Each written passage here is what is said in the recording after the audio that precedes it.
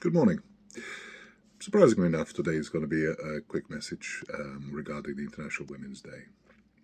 Now, of course, traditionally we would go Happy International Women's Day, go women, we support women.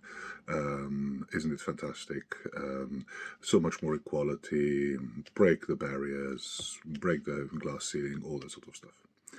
And that's a great message. And I think this time of year, a lot of people put out all sorts of messages regarding how much they support women and how, feminist they are. There's a lot of genuine feeling in those type of posts, and there's also an element of virtue posting, I think, but virtue signaling. But that's not by the by. What I want to do today is just to read you some stats with regards to the experiences of women in modern society. Again, I'm sorry I don't remember them, so I'll have to read them, but just so you have an idea about what's going on. Now, the first one is a study by the company Bodyform, which, as we know, produce female hygiene products. Now, they made a really interesting study about what sort of words you can get banned for on social media, and also the type of language that people kind of censor themselves because they don't want to be receiving disapproving comments, both in mainstream media, but also on social media as well.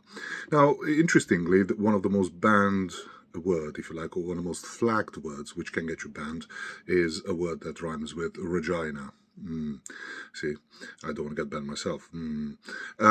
Interestingly, what Bodyform found out is that the vast majority of the words that can get you banned on social media are to do with the female anatomy, and we're not talking here about anything to do with, corn or anything like that, but to do with actual female hygiene, and also with just a medical representation of a certain body part. And that's really interesting that, even the word discharge, which, okay, I understand it has a connotation it has, but at the end of the day, it's not a charged word. Even that can potentially get you banned because it has the idea that, oh my God, it's related to menstruation and so on. So it's interesting that one of the things that as a society we choose to really ban and flag as being inappropriate are terminology related to women's health. I wonder whether this is a topic that gets discussed enough on International Women's Day. And the other thing I want to draw your attention to is a page which started, I think, in 2009, which is basically it's called a femicide census. And what this page does is document the cases of women that have been killed in the UK, particularly by partners and particularly by male acquaintances of theirs.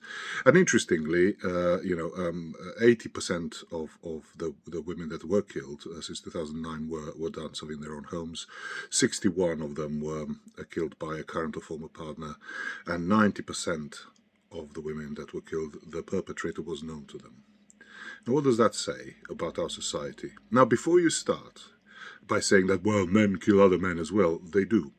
But what is the proportion of women that kill men? I would hasten to guess that it's significantly, overwhelmingly smaller than the amount of men that kill women. So I suppose before we start talking about Happy International Women's Day and breaking the barriers and celebrating women, which is quite rightly so, how about we talk about the fact that any single woman of my acquaintance doesn't necessarily feel safe when going out on the street. They have to take precautions. They can't just go to the cinema. They have to think about where they park, who they go with, how they dress. Every single woman that I'm aware of or has ever spoken to me has had an experience where they were made to feel unsafe, where they were verbally challenged in some sort of way, made to feel uncomfortable. So I think before we even go and throw flowers around and tell people how much of feminists we are and how much we believe in the rights of women, how about we all start by creating a society where women feel slightly safer just by walking out of the house? That's an idea. So have a good rest of the weekend, and hopefully we can all do better.